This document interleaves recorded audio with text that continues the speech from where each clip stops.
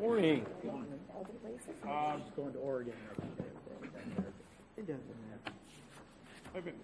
I haven't heard from RSM yet, and they're on the agenda, so That's important first year. yeah, we might just move them down a little bit. But let's begin by, we normally begin by going around and introducing ourselves. So we'll start, I guess, with Blair because RSM isn't here, and everybody already knows Mr. Burke.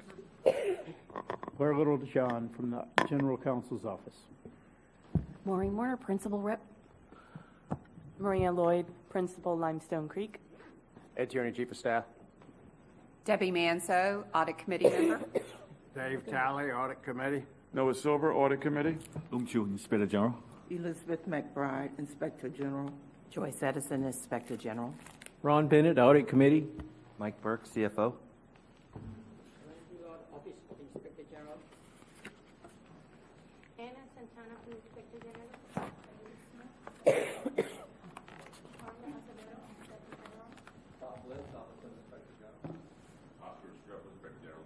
Thank you. Welcome, everybody.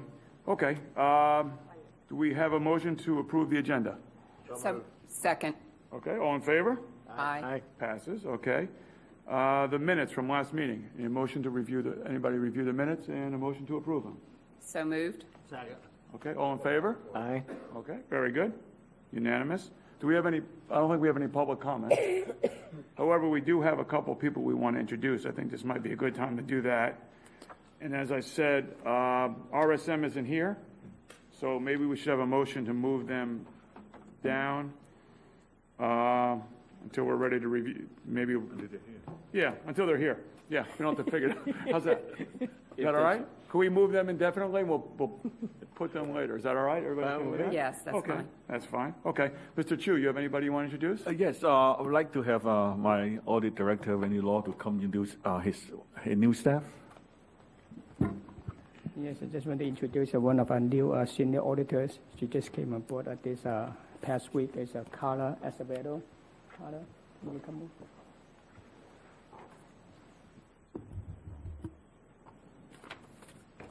Good morning. Good morning. Morning. My name is Carla Acevedo. I started this week with the Inspector General's office. I am a senior auditor. My background basically includes internal audit services for public and non-public companies, including Sarbanes-Oxley compliance, general accounting, financial services, investment management, insurance services, and business consulting. I'm happy to be here. I'm learning a lot of stuff, a lot of new things this week, so I'm pretty excited to start auditing as soon as possible. So I already started one audit, nice meeting you. Thank you. What audit did you start? It is the what is so it's called the It's the Diversity of Business and diversity. MWBE Yes. project. Okay. And you're going to do performance audits? Yes. Is that what you're going to focus on more, or financial, or both? What do you think? Initially, when the next fiscal year started, and then I would ask you to start doing the school audit first to get a good understanding of the district's operations. And then once the school audit is completed, then she will move on to the performance audit. Yeah, definitely. Okay. Good. Welcome. Thank you. Very nice. Thank you, Carla. Thank you. Okay. Let's go on to, we have an annual work plan. Mr. Chu, is this correct? Yes, thank you. Okay.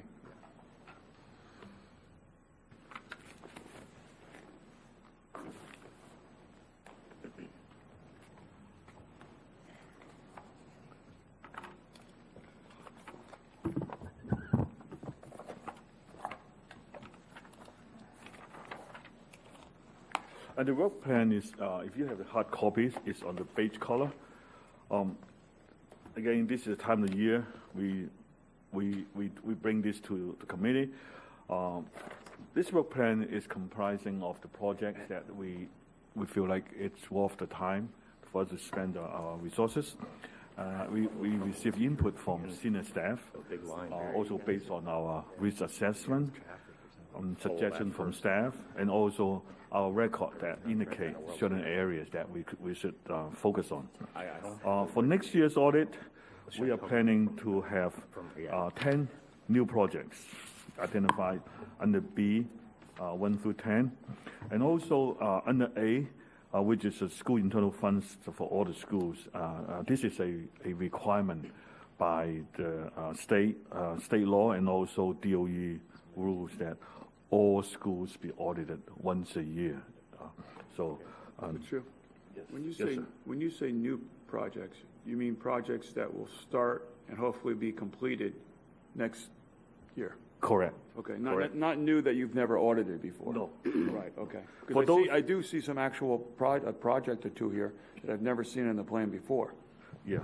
So as you go through it, you'll point those Yes. out versus projects that are, I'm not going to use the word recurring, but you've done over several years, you've done many times. Yes. Okay. Some of them are we like a cycle. We come back every 2-3 years.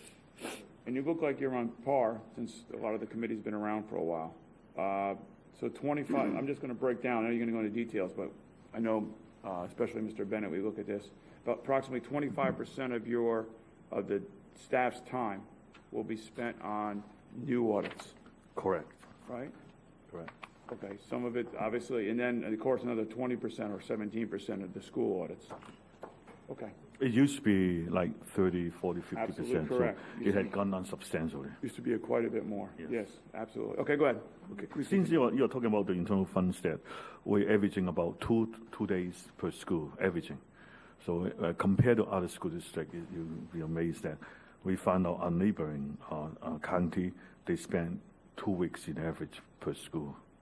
And that's why they receive quite critical findings from the state auditor that they are not able to produce to do all the school audit annually. 2 weeks per school. 2 weeks per school, And, as opposed to our 2 days. okay, so let me ask you a question. How do you know that?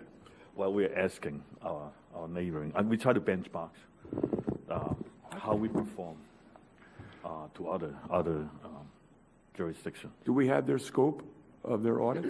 We see their reports. Yes, we do. Because 2 weeks is a lot longer than 2 days. Maybe we could learn something. I mean, I wonder if there's a scope there. I think it's important that the substance of the report depend. I'm not saying we want to spend more time, I'm just wondering what they're doing for 2 And weeks. that's why they receive findings repeatedly from the state auditor general. Okay. Okay. If you see the new projects that we propose, the first one is the controls for cybersecurity. We did part one, which is being reviewed right now. Unfortunately, we are not able to bring this report to you because this talk about the security for the school district. But we will present it to IT for the responses, and then we will give it to management for implementation, as we have done in the past. The second project, controlling updating student grades in a student information system, which is a software program that we are using. We are doing part one right now. If you see that on the ongoing projects, let me see. It's on under C1, controlling updating student grades in Ingenuity. So we're doing that right now. This project's been ongoing, which is part of our work plan for this year. And for the second part that we plan to do for next year is look into the system, in the whole software program to see what kind of controls that we have. We will look into any exception report, management reports, and see if things are being implemented according to the guidelines. Correct. That will be a system audit more than the file review. The third project is the school impact fees. I think we have some good news that this project was here last year, but we haven't get a chance because of other ongoing projects. We were not able to conduct the field work. But that thanks to Mr. Berg and also our chair, Barbieri, been discussing with the county. They have actually increased the impact fees. Mike, Mr. Berg, can you elaborate on that? How much we receive now? We would receive. The impact fees in Palm Beach County for schools were really low compared to the rest of the state for several years. They vary by the size of the home, but the average kind of like 3-2, about 2,000 square foot home was running just under $1,800, and the current impact fees in the county has improved and increased It'll be phased in over the next 2 years. It'll bring that up to about $6,000, which is much more in line with the rest of the state. Yeah. So that'll help our capital budget over the next several years. And our plan in the work plan is to see if we receive according to what they approve. So if we strictly the dollar amount rather than why we are so low as we planned to do in the past. Okay. The next project is the overtime payroll that Mr. Chair, you have mentioned about some of this that you had been on the work plan before. This is one of those. We try to do the overtime payroll once every maybe 2 or 3 years, and we kind of rotate on the areas. We currently working with school police that they ask for help that we look into the overtime payroll. So the other two departments that we're going to focus on are maintenance and transportation. So these are usually the most overtime expenditures. Mr. Burke, any idea of the percentage here? I mean, I know your payroll. I mean, I don't mind putting you on the spot. It's, we have a $1 billion payroll, so Yeah. overtime is still a small share, but we have certain departments that are more, there's a lot of departments that have no overtime. Right, But some are more egregious. School police is overtime intensive, and that'll probably start to subside as we're growing our department. We added 75 officers this year, and we hope to add another 75 next year, and that's going to allow us to stagger shifts and probably reduce overtime. But maintenance, transportation with bus drivers, maintenance workers, where maintenance, we have a lot of vacancies, so as a result, we have people that we need to work on weekends and are on call and coming out in all hours. So, but I'm sorry, I don't know right off the top of my head if you looked at overtime as a percentage, like a fraction of the overall Well, it looks payroll. I mean, compared to the private world, it looks like a very small percentage. But as you said, there's some I departments. expect it. We have our school principals here, and they'll tell you they have no overtime budget probably. Yeah. So No, we don't have any overtime budget, but as you talk about school police, if I need to hire, and this is all schools, if I need to hire a police officer for after hours, right now I'm serviced during the day by the Palm Beach Gardens Police. But if I have a night function or I need a police officer there, as I did last week, we're required to pay them. You're So- paying, who are you paying? I'm paying the police department, our school board police. Right, the district police, not Palm Beach Gardens. Correct. During the day, I don't pay for that police officer. But if I have a night event, I have to pay for it out of I have a fund thanks to my PTO. So I don't know where overtime comes in, and I don't know how that works. And it's a bigger issue than my school. I get it. that would show up as part of the school police overtime. It's just So like then I am paying, the schools are paying their overtime? it's a mix. Okay. With middle and high schools for next year, we've increased the allocation for security. With football games and different events, sometimes the lease revenue will help offset some of the security cost. So when school police overtime gets fairly complicated because there's a lot of different It's a blended contract rate. provisions I'm and there's sure, different okay. applications, but Okay. What you brought up was interesting. So the municipality pays to secure your school during the day. no. No, I'm not, I don't think so. So That's coming out of something I'd down say here. School pay. it's kind of an interim measure. Okay, We had the requirement to make sure we had an officer at every school this year. right. As we've hired and expanded our department, we utilized the municipalities in many cases to provide an Got it. officer, and we're paying that officer. They're billing us for Right. the So we're officer's outsourcing. overtime. So We're the outsourcing. district's Correct. ultimately paying for it. Yes, and we're Okay. kind of weaning ourselves off of that All right. as we've brought more officers into our own district police department. Okay, so I don't know, if this is going to go away, I don't think you want to spend too much time in the audit, but it sounds to me like there might be something here, which is if the overtime went from 11 to 14, I don't know how much of that was police, it's moot, but what I'm saying is, it sounds to me like there might be another line item that might be even greater than the overtime. I don't know what we're paying for the third party. Mr. Chairman, regarding police overtime, we are now doing a special project with them based on their request. So the scope is very narrow. No, that's what I'm saying, it's a narrow scope. But for our plan, we will be working on transportation and maintenance.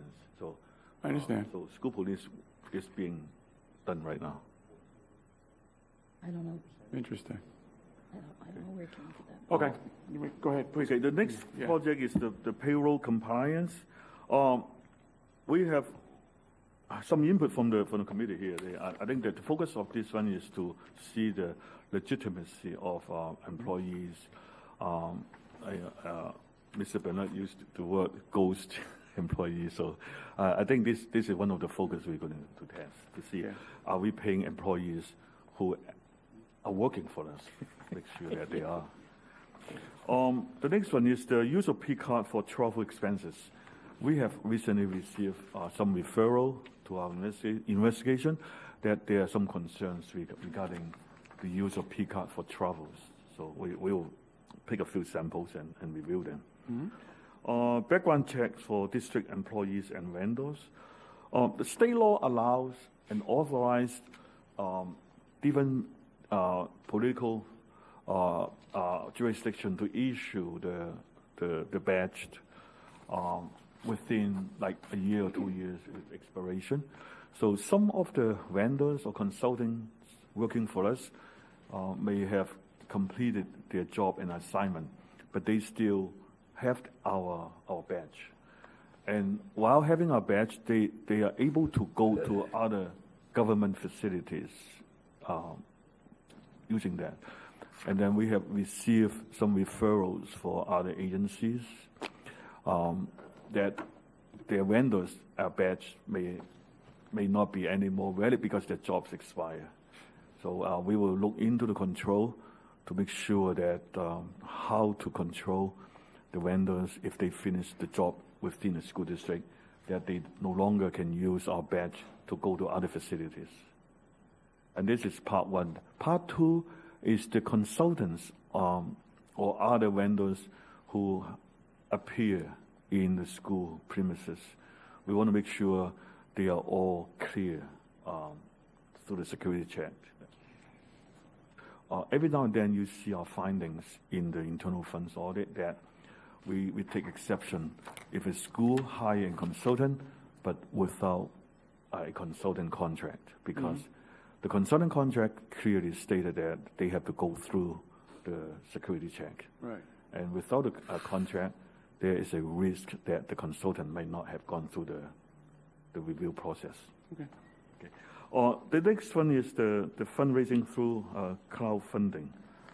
Our existing school board policy currently had one authorized vendor that the policy said that we strongly encourage school to use that vendor, but there is no mandatory language in there. So as a result, some of schools are actually using other crowdfunding. So this project will be reviewing what kind of controls we have, make sure that all the money collected are spent on our students. Mr. Burke. So this, crowdfunding is relatively new for us. Our policy, we did work with our Ed Foundation to create this Find It, Fund It, and that was kind of the district's response to demands for crowdfunding. We did say, if teachers wanted to use Donors Choose or one of these other applications that they could do it, but they couldn't mention their school or the school district. They had to kind of do it on a personal level. Yeah.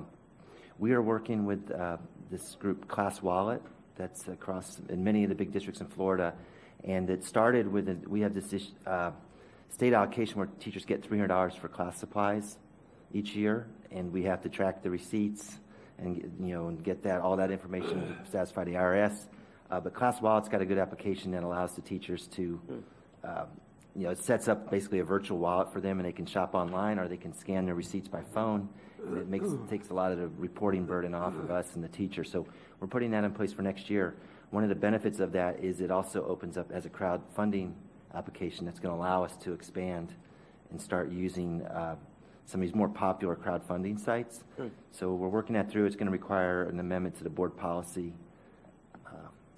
I need to verify that, but anyway, this audit, probably while this audit's going on, there's going to be a significant change in how we handle crowdfunding through next school year. So do you want to wait? Well, currently we have, if you see on page 3, I'm thinking we can wait. On page 3 of the Got a the pretty work plan- ambitious schedule here. Oh.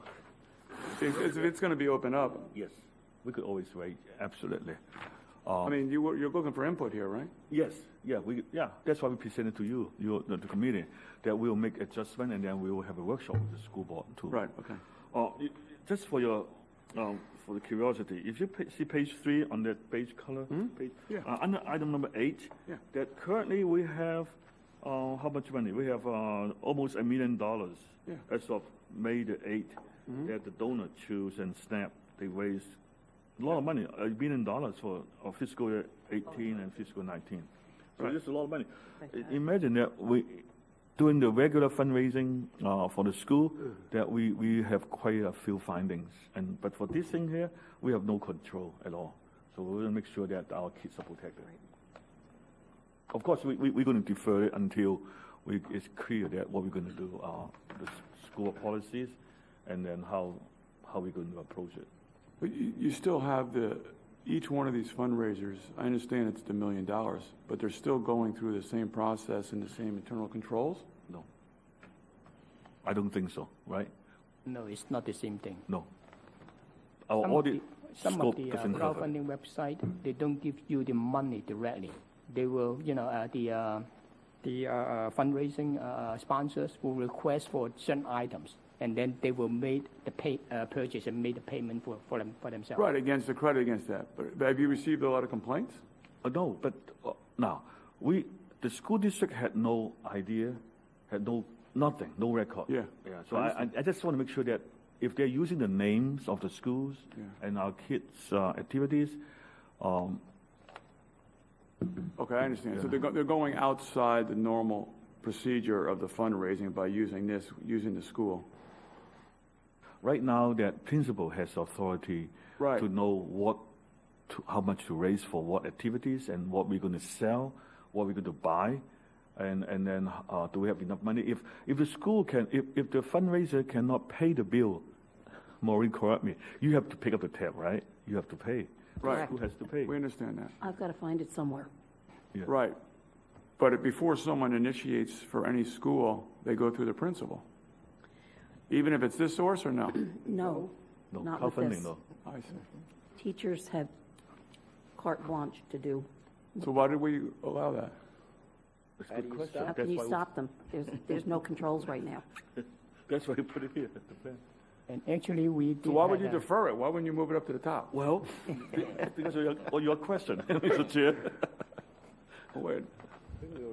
I'm just curious, how do we know there's $1 million out there? Yeah, that's what I'm trying to figure out. How do you quantify it? Well, basically, what we did was look at these two major fundraising websites, and then we look up the association with the school districts, and then we come up with this dollar amount. This is what they put on the website. What about those not in there? Correct. And one another thing I want to bring to your attention is that in the past we did perform one audit before about the crowdfunding. At the time, the school, one of the sponsors, the teachers, request to purchase a 2 or 3 3D printers.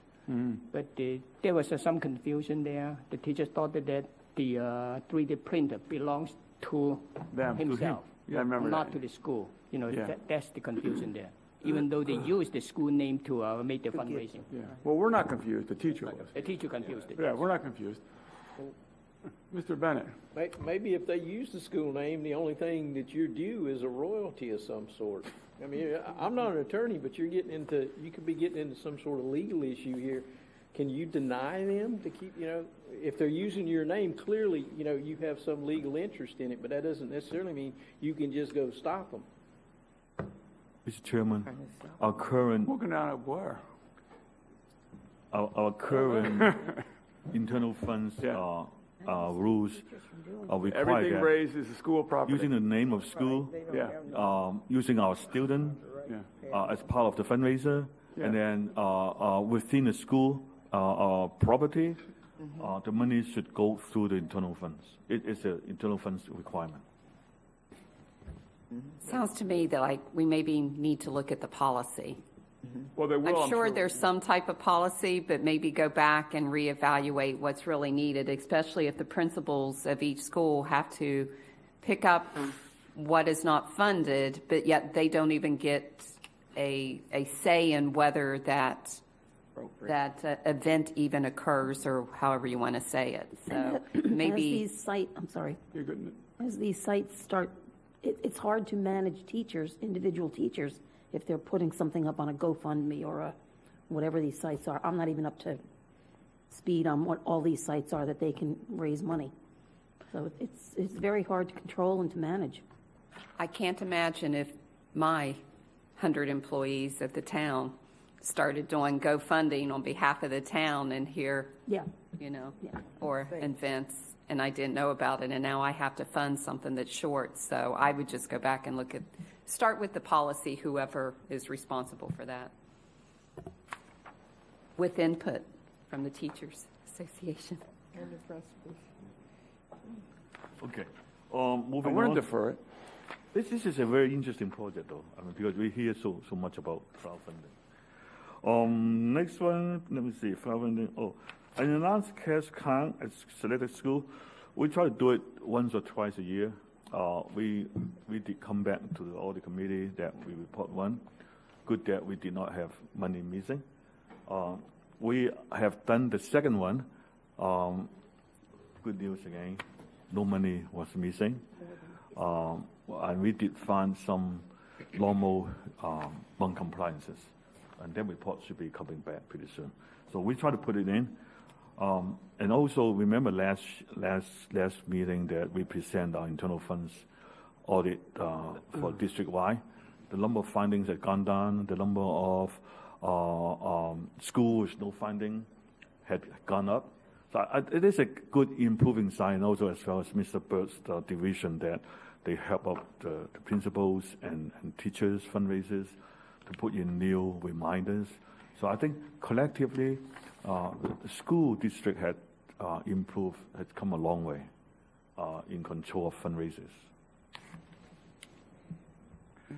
Okay, so the other field work that we are working on, the 2018-19 projects, that we are working on the grade adjusting, updating, bank program, fundraising, diversity NWB program, and overtime payrolls.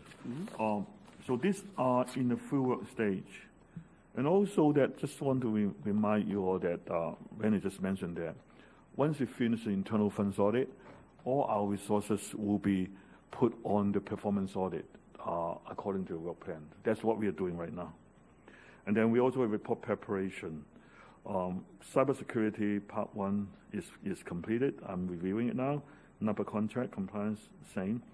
Food services, use of pool employees from outside compared to what we have. It should be coming up pretty soon. Piggyback contracts, sitting on my desk. And the charter school adequacy of existing district procedures in safeguarding asset and funded by tax dollar. And again, they are all report preparations. And also, just to let you know that if you to turn to the last page of the handout, that you see that light purple page. And is it light purple? All the way to the end of the book. All the way to the end, yes. We usually have a FII for the internal funds. Since internal funds are all done, I asked Randy to put together the list of the project status as of a couple of days ago. So you see all the projects that were completed, and these are the projects that we identified in our work plan, from 1 through 8. Number 9 is the special request. You see, these are the projects that were not included in our work plan, but based on a special request or as needed when we do our field work. So we have 8 of them. Excuse me, with the report being released, and then also we have another 1, 2, 3, 4, 5, 6 projects that we took on, but we were able to complete it without issuing a report because we didn't find any consequence to it, and then we are able to satisfy the requested either staff or department. So we have 1, 2, 3, 4, 2 related to school, and other projects like our fundraisers at a few of the schools, and then for foreign countries. And then fingerprinting for consulting of child school, and then we also have requests from state attorney for 2 projects. So these are not included in item number 9 here, special request. So basically, we have finished 8 plus the other 6. So there were a total of 14 projects under the special request. So I think it keeps us very busy. Very busy. Very busy, yeah. And then you see that with 10, the announced cash count, we finished 1. So we are doing preparation of the second one. And then we also have the other one we just mentioned. So this either in the field work or I have to push over next year, which is the because the last 2 is, well, data analysis, data analytic, it is ongoing. For 2019 to 2020 projects, we have 2. The cybersecurity part 2 and the impact fees, which I just mentioned there. We will look into the collection to see if they are consistent with the rate approved by the county. So this is a pretty aggressive work plan, and I think we should be able to accomplish that. Okay, so therefore, 3A is a guess. 3A, yes. You The just capital put- project, yes. That's your plug, right? Yes. You Well, put that number in there, 'cause you have 29,000 hours with your staff. we have to, I mean, we promised to do some audits for the projects funded by the health and sales tax. That's correct. Which is about $140 million a year.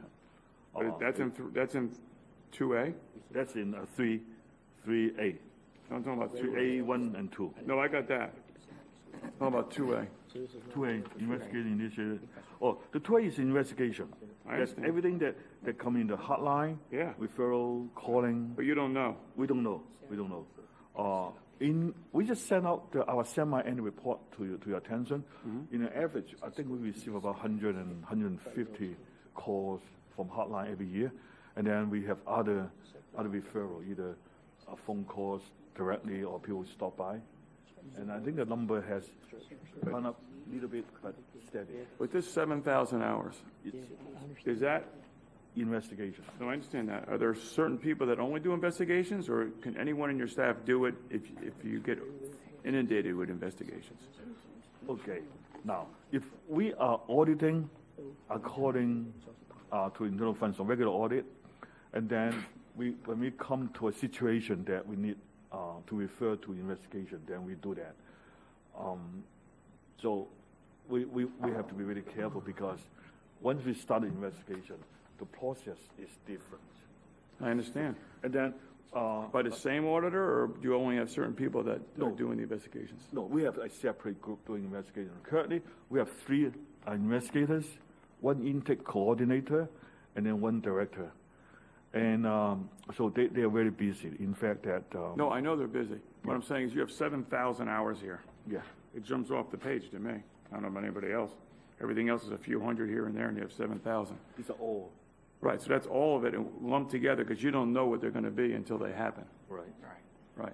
But if there's less investigations or more, is there more time, or is that a certain number of people doing that only, and they're always doing investigations? Or can those people work on the other performance audits, or the opposite? If more investigations come in, does the rest of your schedule slip because they're doing that? Well, investigators have to be specially trained. Right. They are certified to do investigation. Unless they need help to analyze financial, I could pull staff out to assist But you them. don't normally do that? No, we don't. Okay. We don't. All right. Yeah. So those hours are based on the investigators? You have about 2 people who are certified as auditors and investigators. Yeah, and then we also have staff being certified in different categories, including categories. auditing and investigation. So they can do both. However, because of we don't have enough resources, so for investigation, if more comes in, we just have to sometimes reallocate based on their priority and needs. So we a little bit sometimes behind, or we have to be very careful with the scope. Right. Yeah, you gotta limit your scope. Okay. Thank you. And then compliance, which we have one step, Mr. Bliss on board. And then this is the one that we are focusing on the capital projects. Correct. $140 million of the new ones, and also we have some ongoing projects. Yes. And then, so all the rest are administrative support. Any questions? No. Okay. The only follow-up I have is I agree with Ms. Mansell. Can you bring to the next meeting what the district policy is? I mean, for fundraising outside of the district. You mentioned that someone bought a 3D printer. In the past. Okay. So what was the disposition of that, and how was it? So we understand it, because I'd be more comfortable, I know it sounds blunt, to shut it all down until we understand it.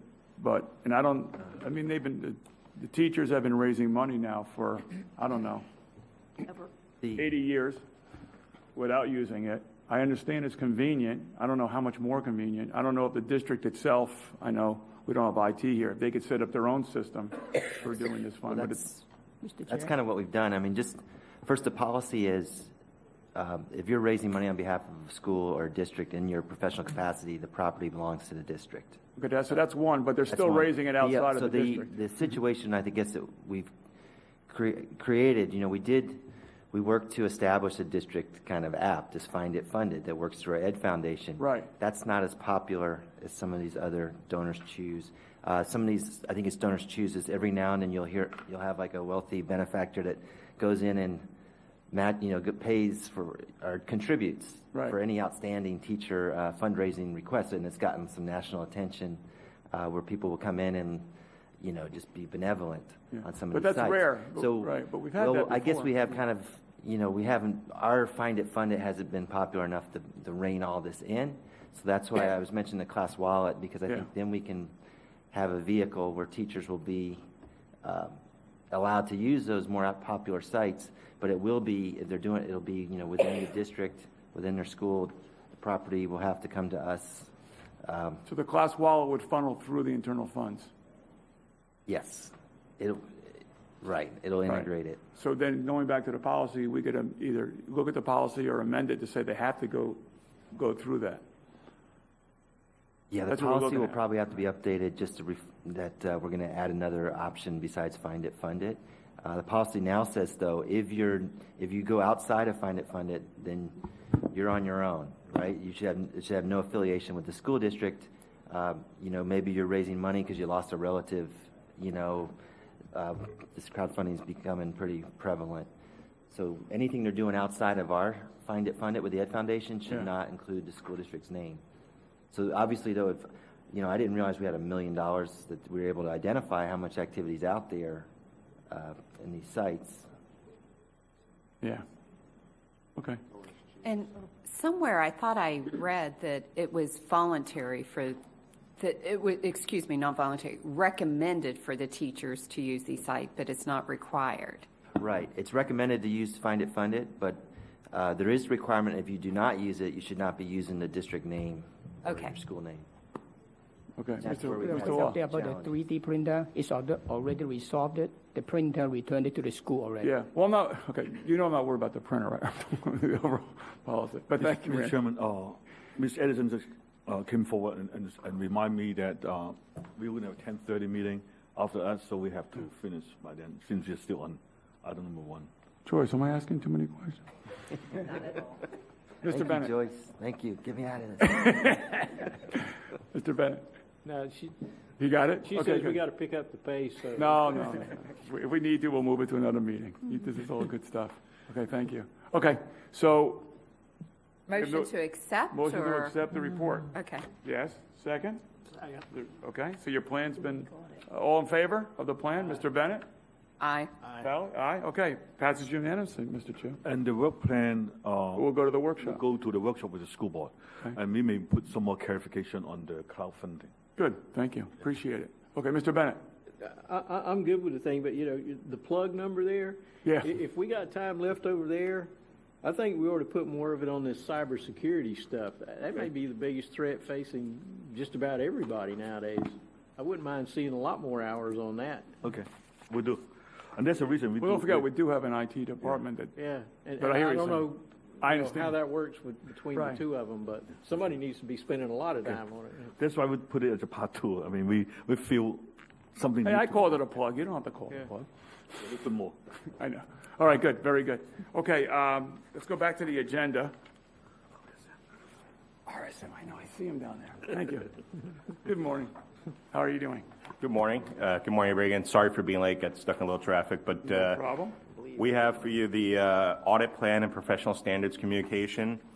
Just want to highlight this document outlines our planning process and communicates to the members of the school board, the audit committee, superintendent, management, and our team what the plan scope and timing is.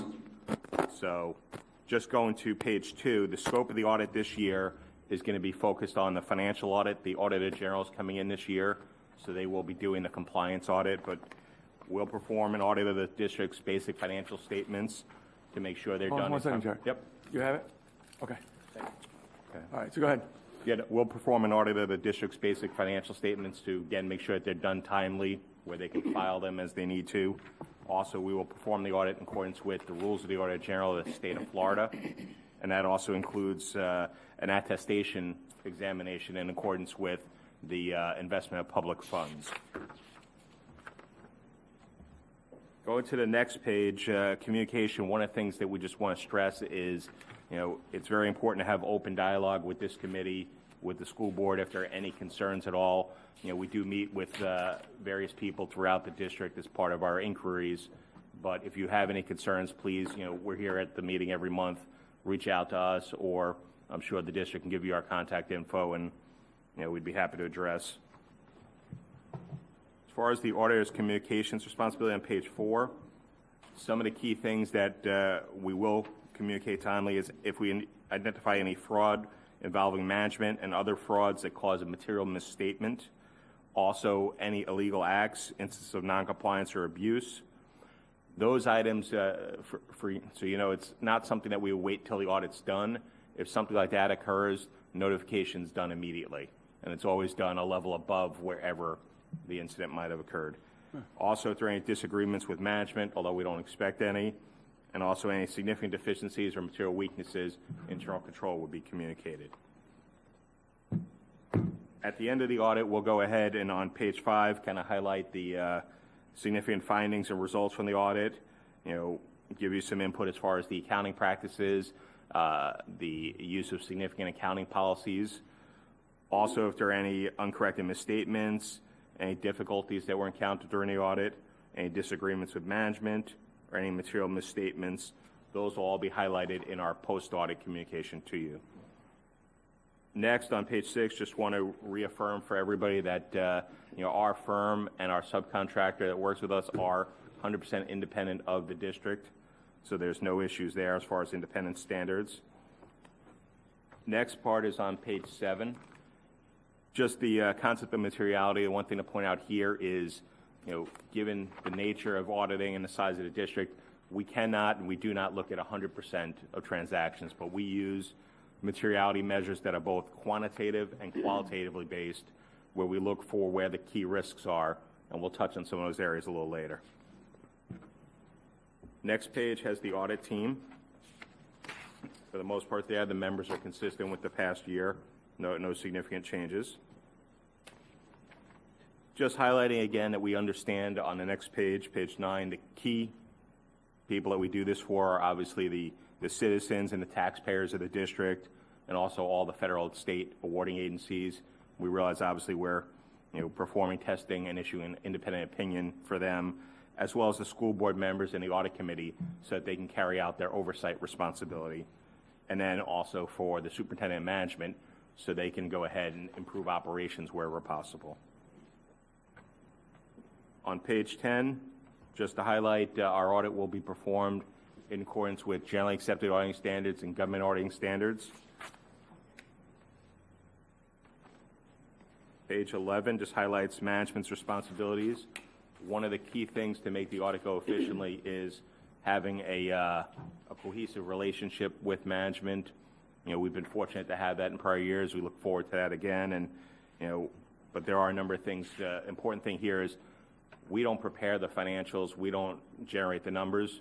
Management handles all that. We come in, audit them, and determine if there are any issues. But, based on how they prepare. And I know from last year, should give this committee comfort because, we worked hard. We didn't have adjustments, which tells you the information the team gives you all throughout the year is information you can rely upon. Next, on page 12, the deliverables. We'll issue our independent auditor's report on the basic financials. We will issue a management letter in accordance with the rules of the Auditor General of the State of Florida. We will issue an attestation report on compliance with Section 218-415, which is investment of public funds. And we will issue that communication letter to you providing the results of the audit. Next, on page 13, just to give you a highlight of the timing, we've done our preliminary planning this month to kind of lay out the approach and plan for the audit. We'll be back in starting in September, working through November to complete field work, and we'll continue to obviously be here at the meetings every month to let you know how things are going. And at the end, we expect by early December to issue the financial statements and management letter. Page 14, this just kind of shows the audit methodology. I'm not really, I know Joyce wants us to keep moving, so I won't bore you with those details, but just going to the next page on page 15, again, we do the preliminary phase, which is what we did this month in May, and that really helps kind of lay out things. It lets us know what's changed, new items. One of the things that we've already done is, we've had discussions with Mike and his team about new standards that aren't effective yet, but that are effective a few years down the road because they're already planning and preparing for them. So standards like GASB 84 for fiduciary activities and GASB 87 for leases. That's a good thing that they're not waiting till it's due. They're proactively looking at what would the impact be, what do we have to do to our systems and controls to change it. And That standard affects you, huh, the leasing? Yeah. Yeah, okay. then the key part of the audit at the end is the final field work and reporting phase. It's on page 17. Most important page just to highlight, if we go to page 18, it's kind of summarized in one slide, a little summary of the areas of emphasis. We do focus on the understanding and testing of key controls, particularly over cash receipts and disbursements, payroll, self-insurance, and the grant monitoring programs. We perform both our own audit testing as well as we have our IT auditors perform system testing as well. That includes certain application controls and always includes IT general controls, just to make sure that the system's safe. As far as routine process transactions, cash receipts and disbursements is a routine area. We still do testing there because it's obviously significant to the school district. Same with revenues and payroll, purchases, property and equipment, grants management.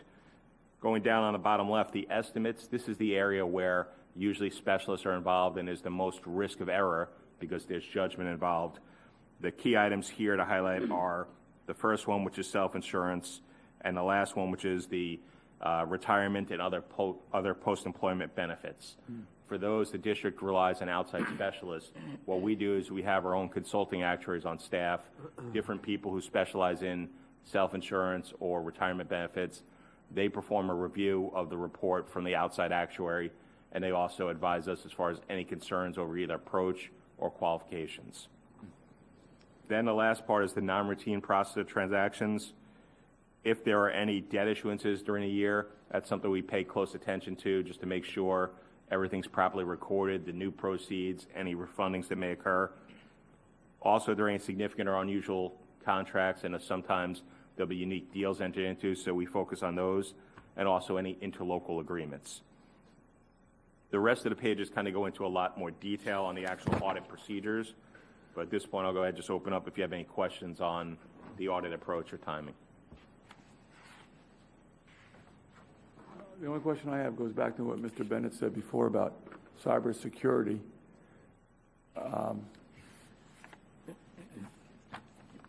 Maybe there's something, I know we have a fixed fee with you, but maybe there's something if you wanted to suggest and you brought it to us, we could recommend, because we do have only so many hours in your department.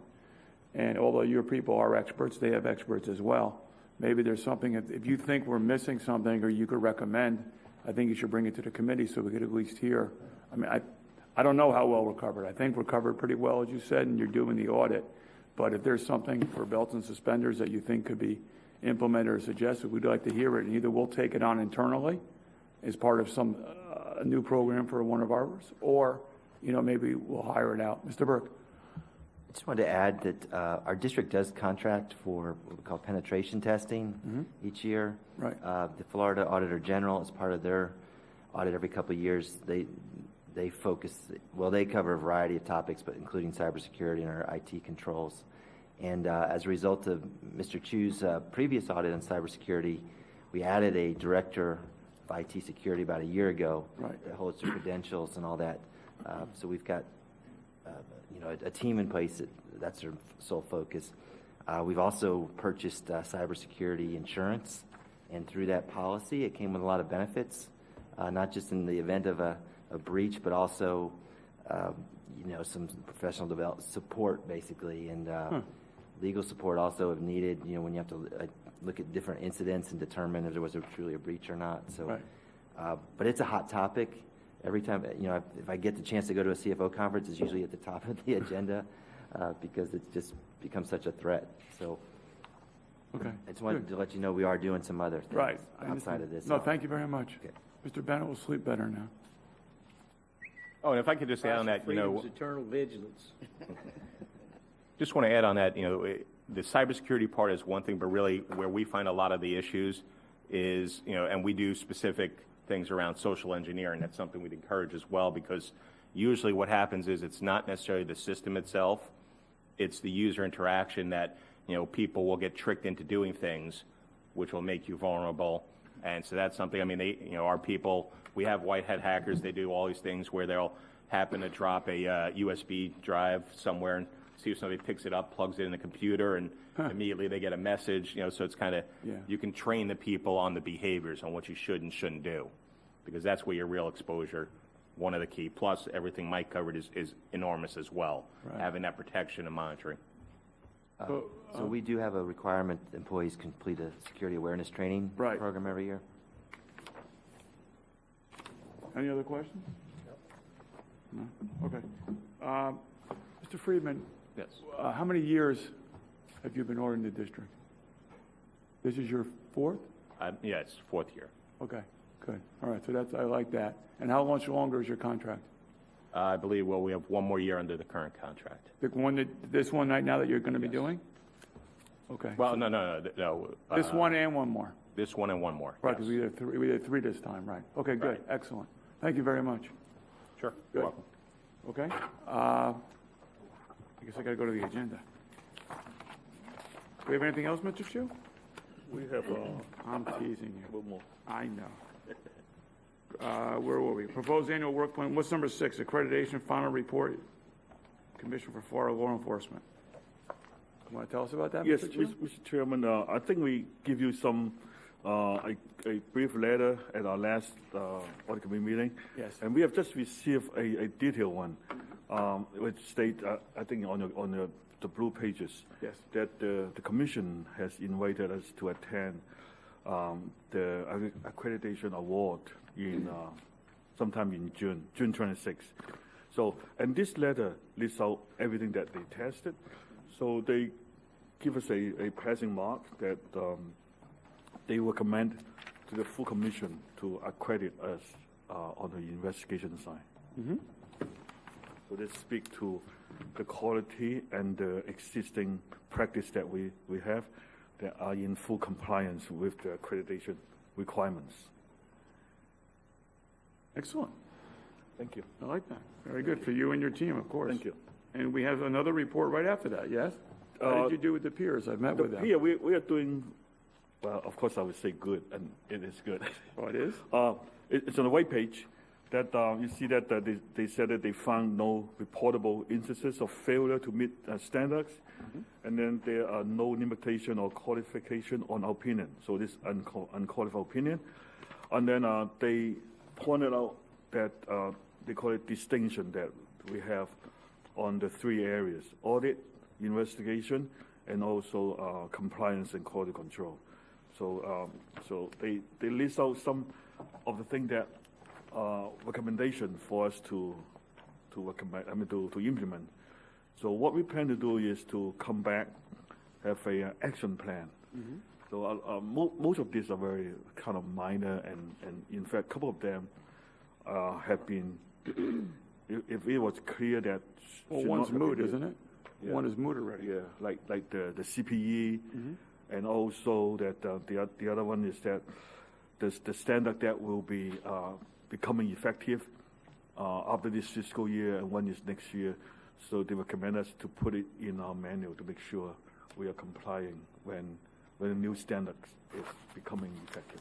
All right, so you're going to send this to the board, let them see it. The members of the peer review, can you do me a favor, because I met with them, can you include as an addition here their positions, because they were inspector generals, a couple of them themselves, right? Yes, These weren't just some people off the street, so they were a couple of very powerful people that know what they're doing that did this. It was a very good recommendation.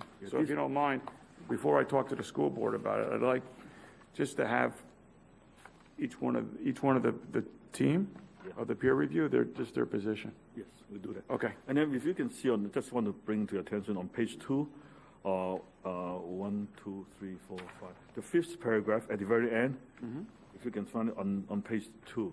Yes. So it's interesting that they pointed out, they said, if you had it, the 4th bullet, that the last sentence, they said, the scope of your office jurisdiction over one of the largest school districts in the nation, and limited size, make it apparent that your agency can perform nationally. Wow. So I think it's a very good compliment for both audit and investigation as well as quality compliance. Thank you. Bless you. You're going to take your show on the road? What does that mean? I don't know. I just want everybody, I want to appreciate my staff because That's very good. It's important that I myself cannot do. Yes. Maybe 5% of the work. So I appreciate it. And who else? Yeah, Bob is our, you want to come forward? Bob is our quality assurance and compliance. And then also Oscar, can you come forward?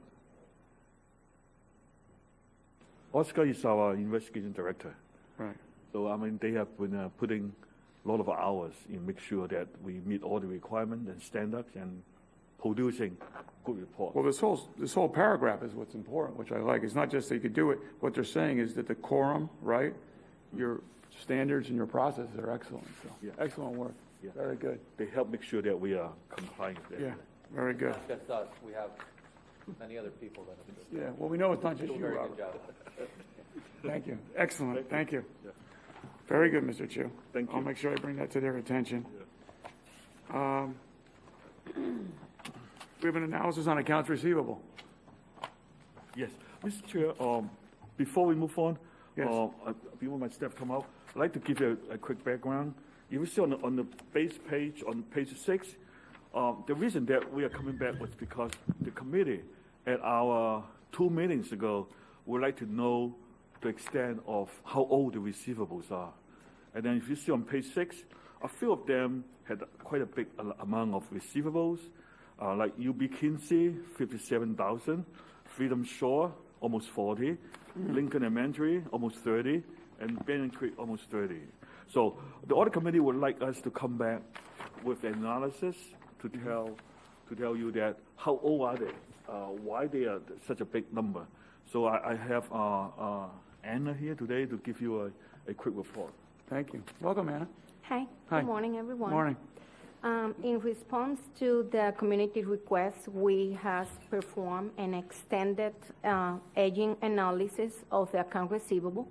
This time we use the after-school, after-care database updated until June 30, 2018. And our analysis produced the following conclusions of June 30, 2018. In page number 2 of the report, there was a total of 488,000 in receivable balance. 89% of the 43,000 were from inactive and removed students' account. 11% of the 54,000 were from active accounts. Okay, in fiscal year 18, the 94 school have had a total revenue of 33 millions. In page 3, 13 schools have no account receivable, house Mr. Shu already mentioned. And Mr. Shu already mentioned too, the account receivable balance range from $4 to $6,000, and from North Grade to Freedom Shores. And page number 6, in page number 6, you will see the table shows the 55,000 receivable from active students' accounts represent 0.17% of the fiscal year program revenues. No. Interesting. So we got 188,000 most of So it. basically, Mr. Chairman, that a lot of those receivables they're actually inactive. Correct. I think it's important to point out that Mr. Burke worked with the staff, and then they came up with some recommendations. Right. That's not what we were thinking. We didn't think they were going to be inactive. We thought they were building up for something. Yeah, no, a lot of them, 87% are inactive. Okay. Yeah, Does Mr. Bennett. inactive mean uncollectible? I think they put in some words in here. They say that for the charter school program, not charter school, I'm sorry, for the daycare program, after school program, they will remind the principals that when the student are moving up to the middle school or high school, they will remind the parents that the kids still owe us some money all the way until they graduate. And then they will put them on what they call the student obligation list. If they haven't paid when they graduate from high school, they don't get the diploma. Yeah. No diploma. Yeah. And not only that, the after school department also recommended that if the student had some outstanding balances, they would not be allowed to participate in another schools and another after school program. That's the recommendation. Oh, you can't go from one program to the other until you clear it. From one school to another school. Or it's waived. Correct. Who has the authority to waive the balance? It's the principal has the authority to waive. The principal? Principal. Right. Okay. And you waive it at times? There are certain circumstances. I personally look at each case individually. Right. And there's some hardship cases that come along, and you don't want to throw the kid out on the street because of something that a parent can't. Understand. So the principal we give that principal Yes. that discretion? Yes. Okay. And you're comfortable with that, Mr. Burke? Yes. Okay. Mr. Chair, we did the testing on that too. I think that it had not been a finding. So that means documentation for waiver had been sufficient. Right. Okay, that's There's a good. waiver form. Right, there's a waiver form, and that's part of your scope, even though Right. you do your whole audit in 2 days and 2 weeks. Yes. Okay. Interesting. That's Mr. Burke, fine. did you want to comment on this, or are you comfortable? No, I think they've covered it. Yeah, I think so. Very good. Mr. Bennett? It's like any other business. If you do something and you charge for it and you got receivables, you're going to have some write-offs. There's going to be some bad debt, so. Yeah, I understand that. And again, I usually go to materiality. Because again, we look at it as a business versus that side. I mean, the balance for after school every year, the revenues are approximately. Over $30 million. Yeah, Yes, so we're 33 talking million. about not even close to 1/2 or 1/4 of 1%, because this is over years. This is over multiple years. Okay. too. For the All right. for the active accounts, it only account for 0.17 or 1/5 of 1%. All right. Of the Right. revenue. Okay, so we're running a That's business. Cumulative the past years. We're running a business and we're running humane business, but having said that, we're still well within tolerance. of anything. Very good. Very good report. Thank you. Any other questions? Thank you, Anna. Okay. Accept the report as it is. A motion? Okay. Second? Second, all in favor? Aye. Okay, aye. Passes unanimously, Blair. Glad you audit. Thank you, Mr. Chu. Thank you. Internal account balance. I think that last time the audit committee also would like to know what are the balances in the internal fund at the schools. And Mr. Burke had done some analysis. Yes, so at our April 19th meeting, I think there was some talk about, we were looking at the internal accounts and the fund balance, how much money was left at the end of the year. Right. And a question about, what's the trend? Are we seeing that number grow? So we went back and then did an analysis for the last 3 years. So let's see, we've got that up there. we were looking, I guess, at one point at month-end March. So that's why we've got these comparisons from March to June, because June is when we close our fiscal year, and it's probably more meaningful to look at where we stand at the end of the fiscal year. So from June 16 to June 18, you will see there's been a steady rise in the fund balance that's retained within our internal accounts across all schools. And this is in thousands, so that's basically almost 18 million in 2016, up to 18.9 million in 17, and nearly 20 million in June of 2018. Yeah. Now during this time, revenue also grew, and I looked as a percentage of revenue. It's not on the page, but that 19.9 million in 2018 was about 23.9% of the total revenue that came in to the internal accounts. I'm not overly alarmed. I don't think that's necessarily an excessive amount. There is some carryover from year to year with fundraising and different sports and clubs and bands and boosters, and we've also broken it down by the different categories. You'll see a lot of the money is in trust, which means there's a plan. They've set the money aside for something.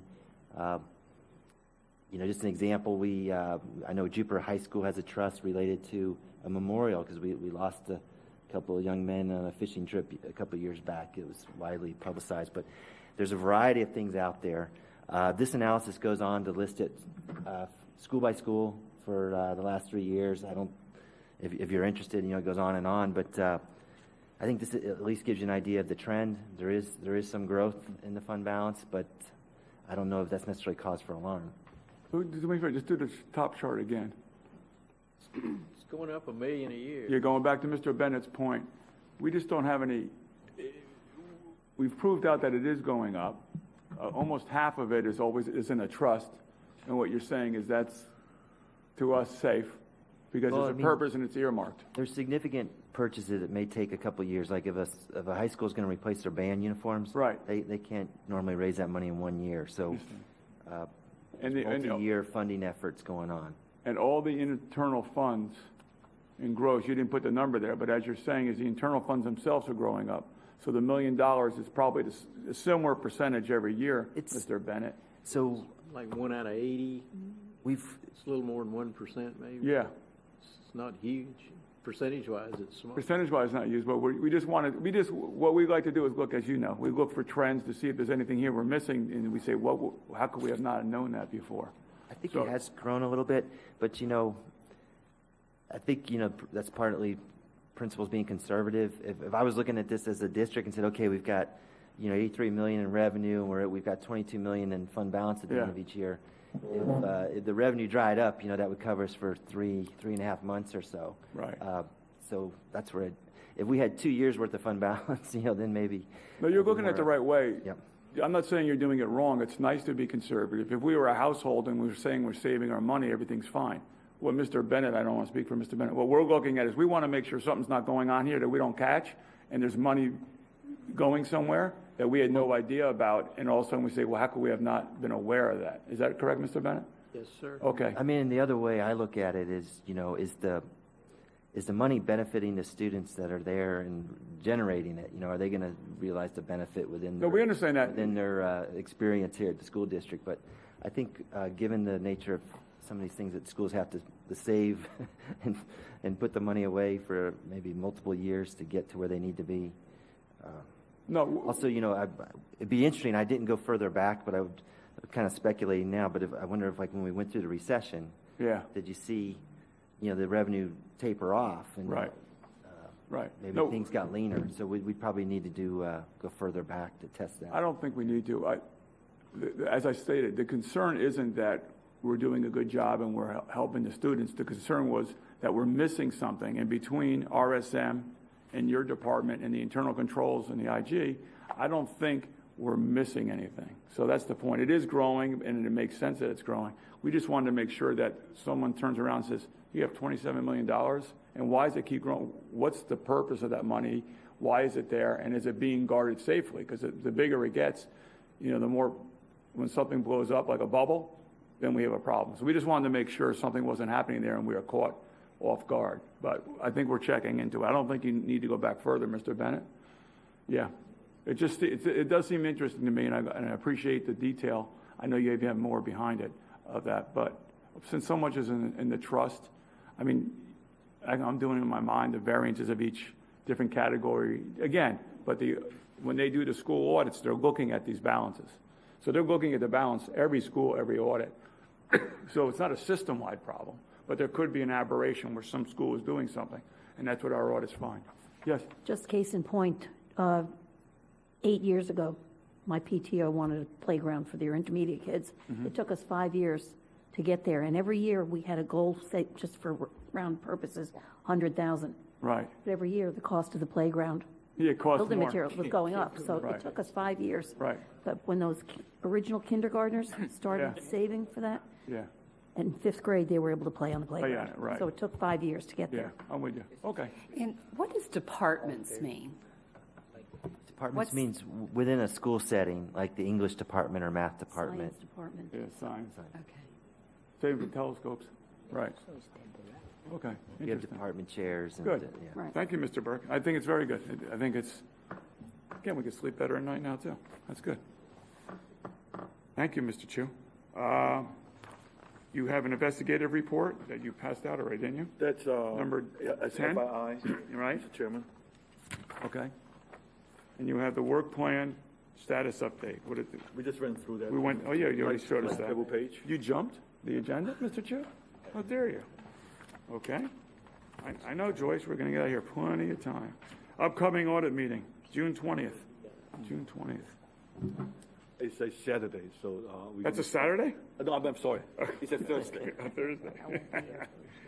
Okay. We're gonna have a 4-day work week beginning. Yeah. Yeah, June 20th. Very good. Thank you. Any other questions? And then hopefully our workshop for the work plan with the school board will be scheduled sometime in July. In July. July's board meeting, so I hope that you all can. How does that get set by the board, then you notify us? Yeah, I talked to the chairman, and then he has to work with the Yeah, superintendent. where is the chairman today? Oh, he's attending Seminole Ridge graduation. Oh, yeah, he said he's, going on right now. he said he's going to, Seminole Ridge. no, I think he said he was going to almost every graduation, the chairman. 20-something. I offered him a Mr. cop. Barbieri. That's amazing. I was Okay. with him until 8:30 last night at the know. the Rotary Club of Boca, where he, for 33 years, Mr. Barbieri has been coordinating the Teacher of the Year Awards for Right. all the Boca schools. So it's grown into a big event. It's Yeah, pretty were you impressive. there? Yes, sir. Yeah, I got invited. I was down in Miami. That's amazing. I don't know how he has the energy. It's excellent. Okay, upcoming school board meeting dates. Thank you, Mr. Chu. Any general comments?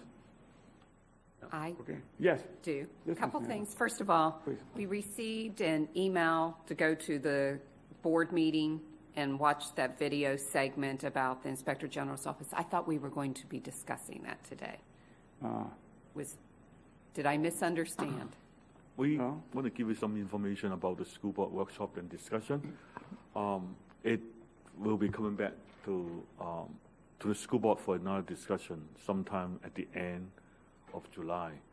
And then, so I have to meet with all of them to find out more details. And I think when the time is right, I'd like to bring to the audit Okay, committee. so I misunderstood. We were going to be discussing that today. Correct. You misunderstood it. I mean, we Okay. can discuss it, but Well, it's not on the agenda. But you're welcome. but we got an email to review it because we would be discussing it at today's meeting. Oh, I see. Okay. So why'd you send us the email, Joyce? Just for information, Okay. right? Right. She's just keeping us exactly right. Okay. You don't mind being put in Informed this is good. spot, I right? just thought that, yeah, like I said, Right. something was good. You're Okay. correct, yeah. And Just to keep one, us in the loop. okay, so one other question, received the semi-annual report, which was very good. On page 10, I only had a question. I know you probably don't have it in front of you, but one of the referred departments in the work unit said to the school board of Pinellas County, and I'm just wondering why we would refer Oh, that's an easy one. something to Pinellas County. Well, by policy and by contract, Right. the Pinellas County IG investigate complaints against school board members, the superintendent, the IG, and general counsel. Okay, But we don't do our own, Mr. Chu's department does not do the investigations of all those departments you just mentioned. So we have a third party that does it. and the third party is Pinellas County? Yes. Okay, thank you. Right. It's a good catch. just trying to understand. Yeah, and if you watch that board meeting, that was mentioned during the discussion. Yes, I did. Yeah, so it was mentioned in that discussion about that and all, while we're doing I that. didn't catch the Pinellas County Yeah, thing. though. well, I don't think Okay. I don't know if they mentioned Pinellas County. I think they did specifically, but Ms. Brill brought that up. yeah, she brought that up. Yeah. Okay. So that's part of what they're discussing. So it's a good catch. Any other comments? Motion to adjourn. So moved. Second, all in favor? Aye. Aye. Thank you so much. See, it all works out, Joyce.